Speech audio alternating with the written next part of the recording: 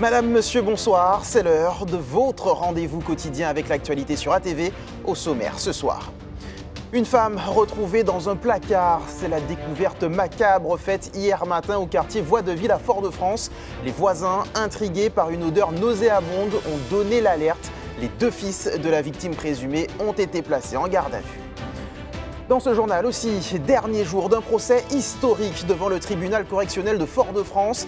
Les militants accusés du déboulonnage de plusieurs statuts se sont exprimés à la barre avant les réquisitions du ministère public. On fait le point dans quelques minutes. Nous irons à la rencontre de Claudie Aigneret. La première astronaute française est actuellement en Martinique. Marraine de la Transat Café L'Or, elle en a profité pour échanger avec les étudiants de l'Université des Antilles. De quoi peut-être faire naître des vocations. Et puis, dans l'actualité nationale, vous verrez que des musiciens israéliens ont été pris pour cible hier soir à la Philharmonie de Paris. Fumigènes et insultes de militants pro-palestiniens ont perturbé leur concert. 4 personnes ont été placées en garde à vue. Que s'est-il passé au quartier Voie de Ville? Le corps d'une octogénaire a été découvert dans son appartement hier matin, mais la victime serait décédée depuis plusieurs jours. C'est d'ailleurs l'odeur du cadavre en décomposition qui a alerté les voisins. Ses deux fils, présents au domicile, ont été placés en garde à vue. Les explications de Louis Sabas. À la cité Voie de Ville, l'émotion est toujours présente après la découverte hier du corps de l'octogénaire au 2e étage de ce bâtiment. Décrite comme une personne gentille et débrouillarde, elle était bien connue dans le quartier où elle vivait avec ses deux fils qui seraient tous deux en proie à des troubles psychologiques. Elle n'avait plus donné signe de vie depuis plus d'une semaine. Ça fait 10 ans qu'elle venait à l'association, qu'on la connaît, et elle était en grande précarité, elle venait pour distribution alimentaire, ça faisait un petit moment qu'on ne l'avait pas vue. Comme elle était vraiment débrouillarde, elle attendait vraiment le dernier moment pour venir, pour pouvoir remplir ses placards et tout ça. Donc on ne s'est pas plus inquiété que ça, et ce matin, on a appris la triste nouvelle qu'elle était décédée et qu'elle avait été retrouvée. C'est l'odeur du corps en décomposition qui a alerté les voisins. Sur place, les pompiers et les forces de l'ordre vont découvrir le cadavre de la femme dans un placard. Ses deux fils, qui seraient atteints de troubles mentaux et principaux suspects, ont été placés en garde à vue. Un drame qui aurait pu être évité, selon certains. La petite dame qui est décédée, c'était une petite dame très sympathique, toujours souriante, à dire bonjour et tout. Contrairement à ses fils, il y en avait un qui était souvent exposé sur son petit balcon. J'ai déjà eu le temps aussi d'attraper quelques problème avec lui, c'est-à-dire qu'il a eu le temps de montrer son sexe à mes neveux et nièces. J'ai 2 enfants et c'est déjà arrivé qu'ils soient venus me dire maman, le monsieur fait ci, le monsieur fait ça et tout.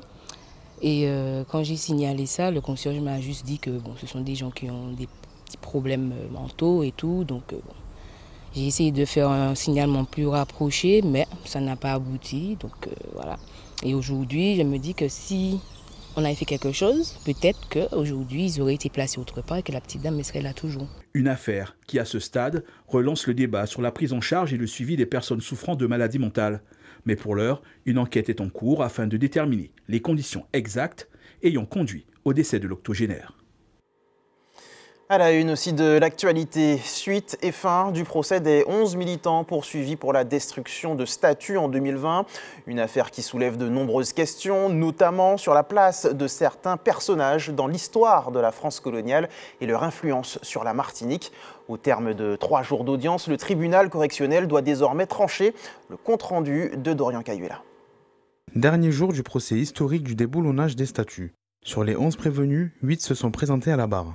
Mais très vite, l'audience a dépassé la simple question pénale. Elle s'est transformée en tribune autour de la mémoire, de la dignité et du rapport toujours conflictuel à l'histoire coloniale. Des prévenus qui ont été entendus, qui ont pu expliquer de façon assez précise finalement que ce qu'on leur reprochait ne tenait pas au regard de l'histoire et au regard de ce que représentaient ces statues. Et puis ça s'est terminé par des réquisitions. Il ne s'est pas passé grand-chose, il n'y a pas de demande de condamnation. Il y a une forme de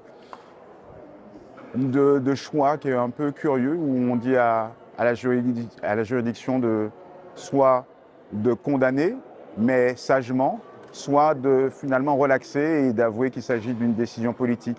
Je n'ai pas très bien compris le sens des réquisitions, pour tout dire. Tous les prévenus ont refusé de répondre aux questions du tribunal. Ils ont préféré faire des déclarations politiques et spirituelles. Nous exigeons la liberté, la dignité, l'humanité, ont-ils répété. En définitive, la procureure n'a pas demandé de condamnation. Elle renvoie le tribunal à un choix lourd de sens, juger ici une simple dégradation ou reconnaître qu'il s'agit d'un acte politique porté par des militants antiracistes et anticoloniaux. On se rend compte quand même que le parquet est très mal à l'aise. Il est très mal à l'aise par rapport aux faits qui sont devant la juridiction. Mal à l'aise parce que juridiquement, ce n'est pas si solide que ça, tout cela. Donc ce malaise, on l'entend lorsqu'on constate que le parquet ne peut pas demander une condamnation. C'est évident. Le parquet, aujourd'hui, reconnaît qu'en vérité, seule la relaxe serait la bonne décision. Quelle que soit votre position, pourrez-vous réparer l'irréparable histoire, interroge-t-elle, avant de citer Aimé Césaire. Le séculaire combat n'est jamais entièrement gagné, et c'est tous les jours qu'il vaut la peine d'être livré. À présent, la décision appartient à la présidente. Elle dira, dans les prochaines semaines, si ce procès restera celui d'un acte illégal ou celui d'une mémoire d'un passé colonial qui cherche encore à se tenir debout. Et si le transport par câble urbain devenait une réalité chez nous? Le débat est en tout cas ouvert au rendez-vous le Ticozé, organisé aujourd'hui et demain au Palais des Congrès de Madiana.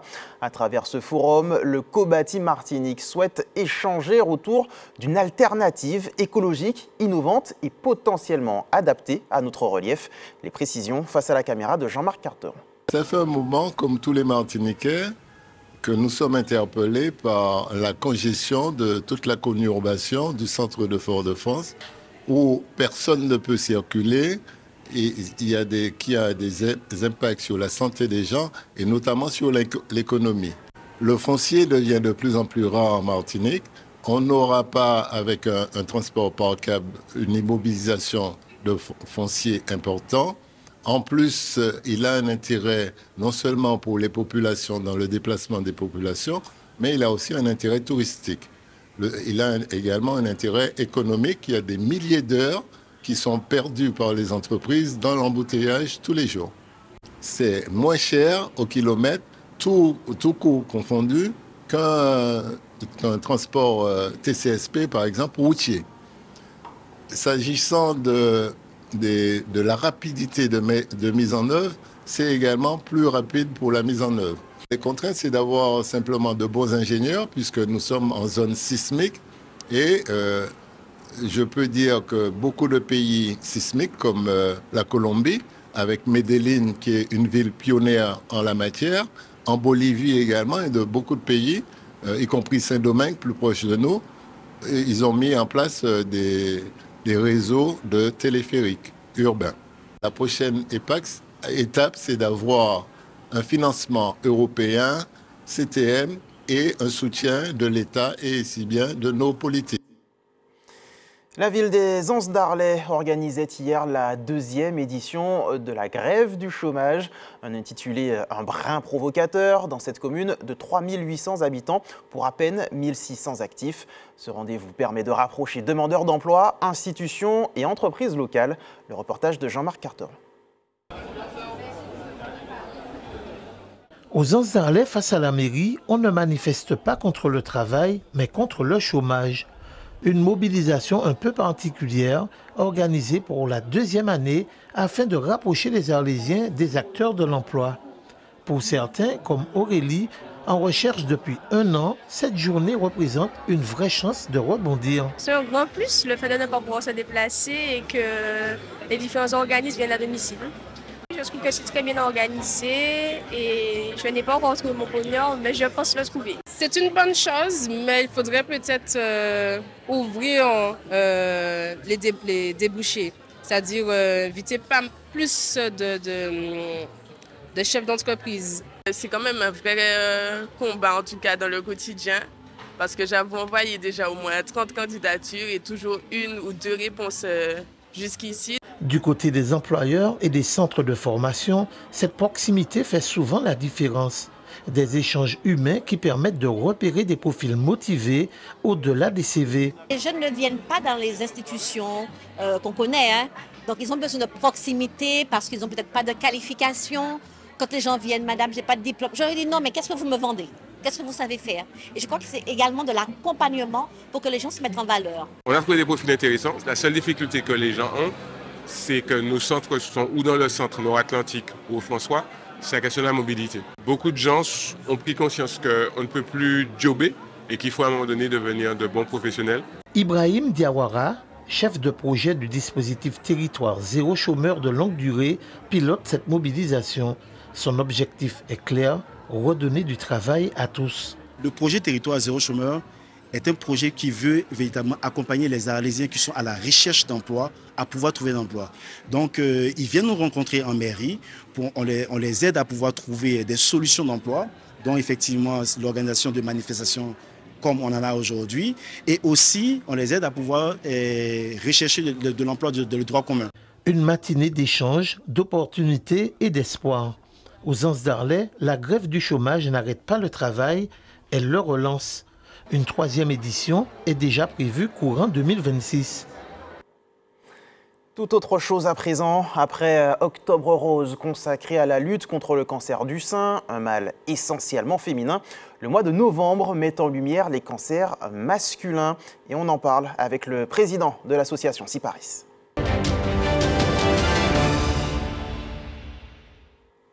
Jean-José Julien, bonsoir. Bonsoir. Merci d'avoir accepté notre invitation. Je le disais, ce mois de novembre, Movember, comme on l'appelle dans les pays anglophones notamment, pour mettre en lumière ces cancers masculins et principalement chez nous, le cancer de la prostate. Absolument, parce que ça reste celui qui est nettement et le plus important dans notre département. Quelle est la réalité justement de ce cancer? Quels sont les chiffres? Les chiffres, c'est que sur une proportion de 62-61% de cancers masculins contre 39-38% féminins, le cancer de la prostate, c'est 55% des cancers masculins. Donc c'est une grande majorité. C'est une grosse majorité. Et pourtant, ce cancer ne bénéficie pas d'un dépistage organisé. Malheureusement. Comme peut l'être le cancer du sein ou du côlon. Comment on l'explique ça? Simplement que les laboratoires, d'une manière internationale, ont défini qu'il y avait de grosses probabilités que les résultats puissent être ou des faux positifs ou des faux négatifs, et que ça ne présentait pas une assurance de détection fiable. Mais de notre côté, nous avons un triste record, c'est celui d'être numéro 2 mondiaux en termes de cancer de la prostate. Tout ceci parce qu'on a pu se rendre compte que l'État de New York, la population noire de New York aux États-Unis est numéro 1, la Martinique devient 2e.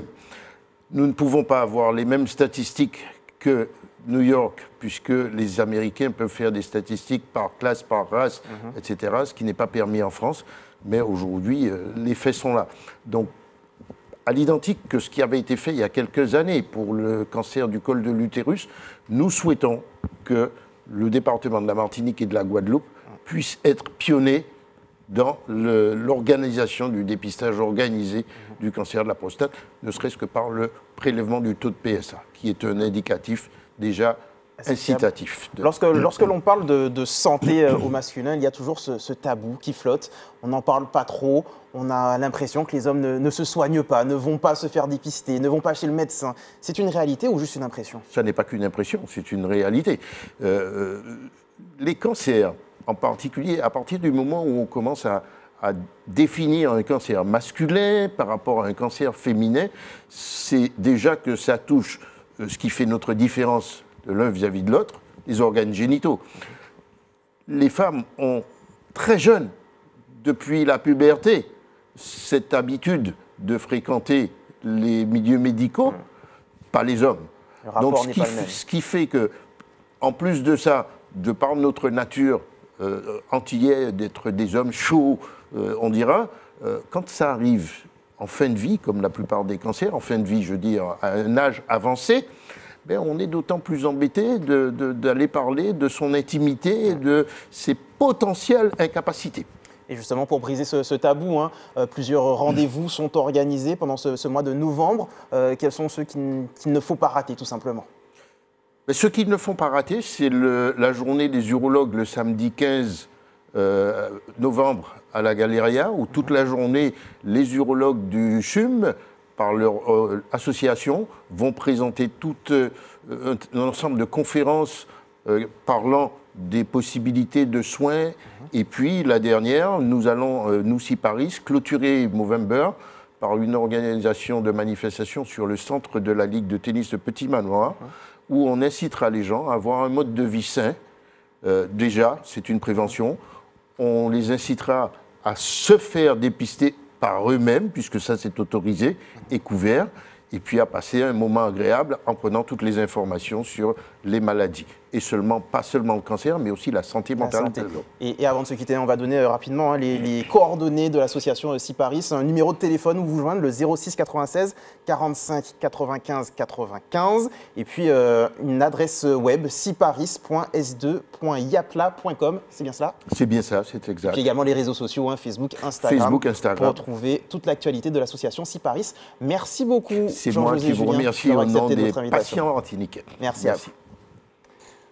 Tournons-nous à présent vers le ciel, non pas pour observer la super lune du Castor, ce phénomène visible dans la nuit du 5 au 6 novembre, mais pour rencontrer une figure de l'astronomie, Claudie Aigneret est la première et unique Française à être partie dans l'espace. C'était en 1996 et elle est actuellement en Martinique. Ce matin, elle s'est rendue au campus de Schellcher pour échanger avec les étudiants et pourquoi pas les inspirer. Louis Sabassi était. Une légende de l'aventure spatiale européenne et des centaines d'étudiants, lycéens et collégiens pressés de poser avec elle. Claudie Aigneret, unique Française à être allée dans l'espace. C'était en 1996. Pendant plus de 2 heures, l'astronaute a partagé ses expériences, parcours enrichissant pour l'auditoire, notamment pour celles et ceux qui envisagent une carrière scientifique. Partir dans l'espace, c'est un rêve que tout le monde a eu lorsqu'il était enfant. Certains l'ont gardé, certains l'ont perdu. Moi, je ne l'ai pas perdu et aller dans l'espace, oui, ça reste un rêve. Elle m'inspire beaucoup dans ce que je veux faire professionnellement. Tout ce qui est dans du médical ou encore faire de la recherche dans l'environnemental. Particulièrement, c'était très intéressant parce que je suis beaucoup intéressé par l'aéronautique, par l'aérospatiale. Et donc rencontrer cette femme-là et pouvoir parler avec elle, c'était très inspirant. Docteur en neurosciences, astronaute, résidente de la Station spatiale Mir, ministre déléguée à la recherche puis aux affaires européennes, l'impressionnant parcours de Claudie Aigneret inspire les jeunes martiniquaises. C'était très intéressant pour nous, pour les lycées, les collégiens et les étudiants, car Madame Claudie Aigneret nous a beaucoup parlé de ne pas lâcher ses études, même pour les filles surtout. Car il y a beaucoup encore de stéréotypes, même s'ils ne sont plus trop visibles. Notamment par son parcours universitaire, elle nous a parlé qu'elle avait un bac plus 19, ce qui est impressionnant. Et surtout, c'était vraiment une rencontre enrichissante et on a appris énormément de choses. C'est pas souvent qu'on rencontre des femmes qui ont autant de niveaux d'études. Inspirée, motivée et poussée au-delà de ses limites pour atteindre ses rêves, le message partagé par Claudie Aigneret. J'ai reçu beaucoup de la vie. Bon, je suis beaucoup allée chercher aussi ce que la vie m'a donné.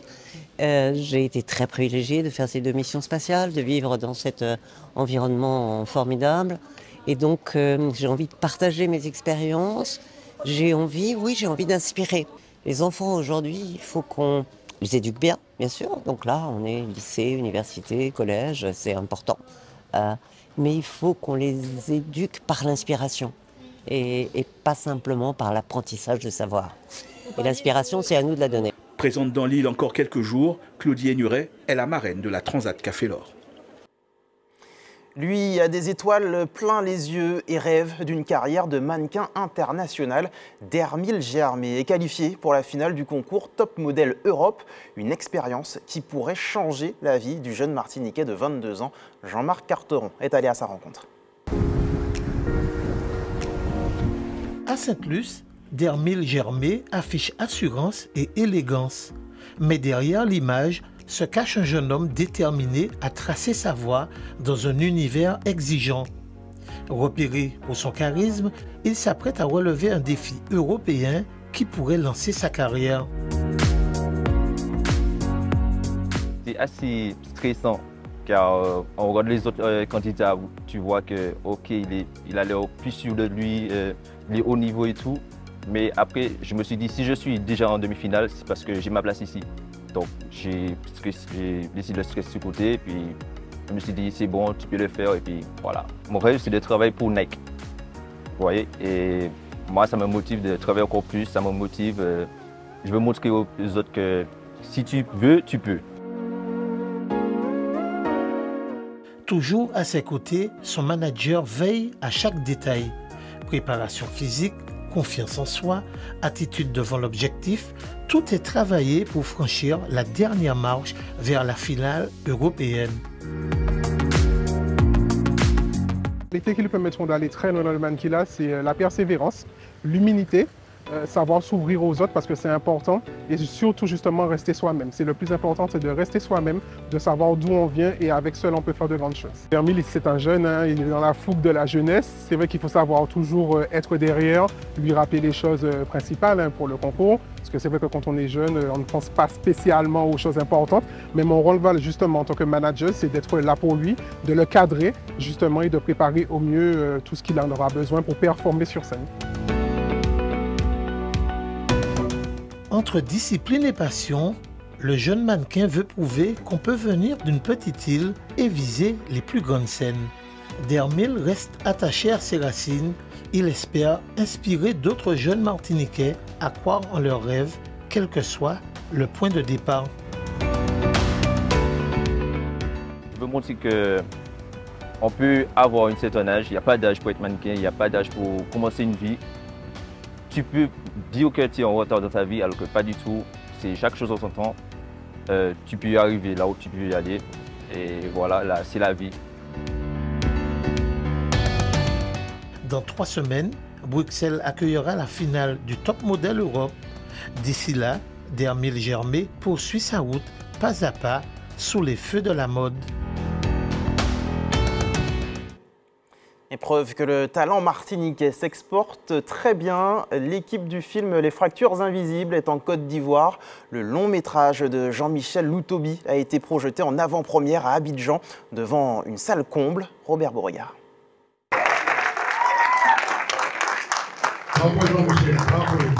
Le public ivoirien, venu en nombre, a accueilli avec ferveur le long métrage porté par la mission locale Nord-Martinique, représenté ce soir-là par son directeur et réalisateur Jean-Michel Loutobi et par l'interprétation habitée d'Axel René. Devant qu'on a des invités triés sur le volet. Juste derrière moi, il y a Miss Univers Côte d'Ivoire qui nous a fait l'honneur de sa présence et celle des années précédentes, des chroniqueuses, des médias qui sont ici, qui ont fait les déplacements. Voir le film pour sa première sortie officielle en salle, parce qu'on a participé à des festivals, mais là c'est la première sortie officielle en salle, c'est juste incroyable. Inscrit dans un paysage cinématographique ivoirien en plein essor, le long métrage « Les Fractures Invisibles » a été accueilli dans une salle comble remplie d'attente et d'attention. Construit autour de thèmes profondément humains, nourri de scènes puissamment interprétées, le film a laissé chacun marqué, parfois bouleversé, souvent silencieux après la projection.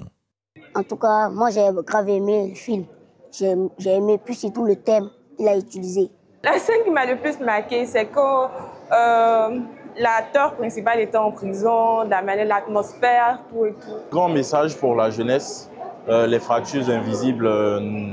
C'est un film qui nous a appris aujourd'hui, à nous les jeunes, la résilience. Le parcours de l'acteur principal, désolé, j'ai un peu oublié son nom, mais de la manière qu'il a pu rebondir par rapport à la scène où il a essayé de sombrer. Venue soutenir l'œuvre, la communauté antillaise de Côte d'Ivoire a été représentée par Rolande Orsinet-Été, présidente engagée dont l'émerveillement a été porté à son paroxysme. Touchée par l'intensité dégagée par Lénie Michanol et Axel René, elle a exprimé une admiration sincère, presque émerveillée, pour le jeu habité des deux acteurs. Au début, c'était très bien parce qu'avec leur accent et tout, c'était typique.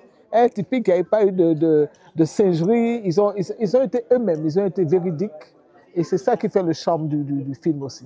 Parce qu'ils ont été eux-mêmes. Ils ont parlé comme ils savent parler, ils ont réagi comme ils savent réagir, ils ont joué comme ils savent jouer. Je suis très fier de ce qu'on a réalisé ce soir. On a fait venir plus de 300 personnes dans cette salle. Je suis très fier avec à la clé la présence de 3 Miss, voilà, une venue de Martinique, Axel René, et 2 Miss représentées par la Côte d'Ivoire. Je suis très fier et j'espère que le film fera un carton et va continuer à faire son petit bonhomme de chemin. Ainsi s'est achevée cette soirée, empreinte d'émotions partagées, traversée de sensibilités révélées et animée par ce cinéma qui, projeté sur grand écran, continue d'éclairer nos propres fractures. En sport, plusieurs grands rendez-vous sont à noter ce week-end. Les finales de la Coupe de France en basket, le trophée des champions en handball ou encore la 7e journée du championnat de Régional 1 en football. Tour d'horizon avec Karel Chassol. En basket, le hall de Saint-Joseph devrait attirer un nombreux public à l'occasion des finales de la Coupe de France. Chez les femmes, on aura droit à un alléchant éclair ASC Aigle Noir à 18 h. Au masculin également, l'affiche USAC Golden Star devrait ravir les spectateurs à partir de 21 h demain. Autre temps fort du week-end, le trophée des champions en handball, une compétition qui se déroulera demain au Palais des Sports du Lamentin. Au féminin, à 19 h, l'Entente Meg sera face à l'UJ Redoute et au masculin, à compter de 21 h, on aura droit à un alléchant USC Citron Club Sport. Et dans le même temps, on joue la 5e journée du championnat de pré-national. Chez les femmes, ce soir 20 h, 2 matchs. Phoenix Franciscain Réveil Sportif au François et SC Lamentinois HBC Pilotin au Palais des Sports du Lamentin. Chez les hommes, 2 rencontres de la 5e journée du championnat de pré-national ce soir. Tout d'abord à 20 h, UJ Redoute Espoir de Floréal à Corridon et à 21 h 30, Phoenix Franciscain Réveil Sportif au François. Enfin, en match avancé de la 8e journée, ce soir 21 h 30, Dillon Doubout affronte la Gauloise à Corridon. En football, reprise du championnat de Régional 1 ce soir avec la 7e journée. 5 matchs au menu ce soir 20 h. AS Mont-des SC au Trinel au Mont-Nizès, Espoir Aiglon à Sainte-Luce, Émulation US Robert à Chelcher, mais aussi et surtout les chocs. Club Colonial Golden Lion à Louis-Achille et RC Saint-Joseph Club Pélien à Sainte-Marie. Demain 19 h, 2 rencontres refermeront cette 7e journée. Golden Star Inter de Sainte-Anne au stade Pierre-Aliquer, mais aussi et surtout un alléchant Club franciscain Samaritaine au François. En futsal également, on joue la 7e journée du championnat. Elle s'ouvre demain 19 h avec FC Saléen Caribbean Osmose au François. Toujours demain, mais à 20 h, l'Éveil de Carabé reçoit le Club Péléen. 3 autres rencontres sont prévues dimanche entre 10 h et 17 h à Corridon et Saint-Joseph. Et cette 7e journée se refermera lundi soir au Lamentin. En gymnastique, le championnat territorial des individuels se déroulera dimanche de 9 h à 16 h 30 au Hall des Sports de Sainte-Luce. 6 clubs devraient y participer. Enfin, en natation, les interclubs auront lieu demain et dimanche au centre aquatique communautaire Pierre Samo du Lamentin. La compétition débutera demain à 16 h et se poursuivra dimanche à partir de 9 h. Place maintenant à l'actualité nationale. Le concert d'un orchestre israélien a été perturbé hier soir à la Philharmonie de Paris. Des militants pro-palestiniens se sont introduits dans le bâtiment avec des fumigènes. 4 personnes ont été placées en garde à vue. Les explications. De la semaine, le groupe chinois Shein avait jusqu'à ce soir pour se conformer à la loi française. Mais le moins que l'on puisse dire, c'est que la plateforme a fait le ménage sur son site. En attendant, les douaniers multiplient les contrôles. Pour un résultat sans équivoque, la majorité des actifs de braquage ratés. Plusieurs individus ont pénétré dans un supermarché à l'aide d'une voiture bélier en Seine-et-Marne. Mais ils sont tombés nez à nez avec des employés en pleine nuit. Les cambrioleurs sont finalement repartis. Vendredi 7 novembre, le cadavre d'une octogénaire retrouvé dans un placard au quartier Voie-de-Ville à Fort-de-France. La victime présumée était déjà morte depuis plusieurs jours. Ses 2 fils ont été placés en garde à vue. Ça y est, c'est la fin de cette édition. Merci de nous avoir accompagnés tout au long de la semaine. L'actualité continue sur nos réseaux sociaux et notre chaîne YouTube. Justement, retrouvez à 20 h 30 le journal des réseaux avec Laura Ago. Demain soir, le grand journal des territoires. Et dimanche, le journal de la semaine présenté par Ryan Anéas à 19 h. Quant à moi, je vous retrouve dès lundi. Passez une excellente soirée et un bon week-end sur ATV.